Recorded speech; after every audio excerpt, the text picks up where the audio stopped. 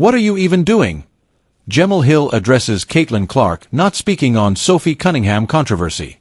Indiana Fever guard Sophie Cunningham's comments on transgender athlete participation in sports were published in an ESPN profile on her heading into the 2026 WNBA All-Star break.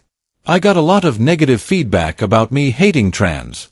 And I'm like, I never once said that, Cunningham said in the feature. I think that I am here to extend love. But I also think with that love is truth, being honest. And I want to protect young girls in a locker room, or young girls in sport who shouldn't have to go against biological men. On Friday, ahead of Indiana's 112-98 win over the Portland Fire, its fifth straight victory, head coach Stephanie White touched on the situation and advocated against exclusion in general. I don't ever believe that exclusion is an answer, she said after being asked about the situation by media. I just don't.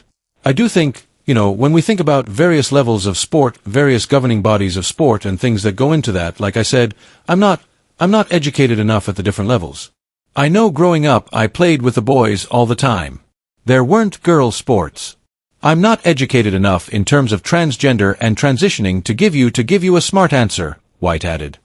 I would say, though, that I just don't feel like exclusion is an answer. And I think that we need to have deeper, more layered conversations.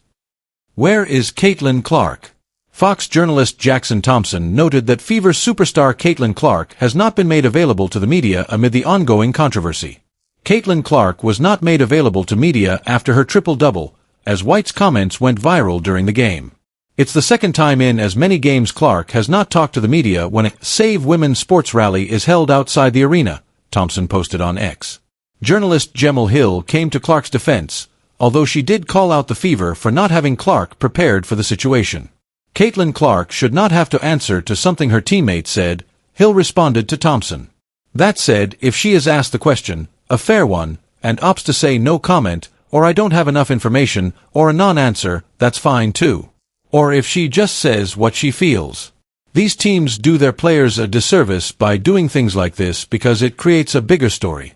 If y'all don't have her prepped for these moments, what are you even doing?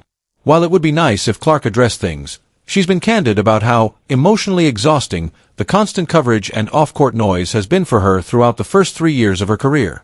For the time being, the Fever will likely allow her to keep the focus on basketball.